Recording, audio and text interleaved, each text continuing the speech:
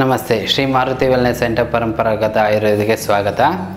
Thyroid ಈಗಿನ ಕಾಲದಲ್ಲಿ ಅತಿ ಹೆಚ್ಚು ಕಂಡು ಬರುತ್ತಾ ಇರೋದು ಥೈರಾಯ್ಡ್. ಹೆಂಗಸ್ರಿಗೂ ಬರ್ತಾಯಿದೆ, ಗಂಡಸ್ರಿಗೂ ಬರ್ತಾಯಿದೆ. ಹೋಮ್ ರೆಮಿಡಿ ಅಂತ ಹೇಳ್ಕೊಡ್ತೀನಿ ನಿಮಗೆ, ಅದು ಮಾಡ್ಕೊಳ್ಳಿ. ಇದು ಸಜೆಷನ್ ಅಷ್ಟೇ. ನೀವು ಯಾವಾಗಲೂ ಪ್ರತಿನಿತ್ಯ ಇದು ಮಾಡ್ಕೊತಾ ಇದ್ದರೆ ಆರಾಮಾಗಿ ನೀವು ಕಂಟ್ರೋಲಿಗೆ ತರ್ಕೋಬೋದು, ಝೀರೋನೂ ಮಾಡ್ಕೋಬೋದು. ಪರ್ಮನೆಂಟ್ ಸೊಲ್ಯೂಷನ್ ಬೇಕು ಅಂದರೆ ಬಂದು ದಯವಿಟ್ಟು ಕನ್ಸಲ್ಟ್ ಮಾಡಿ.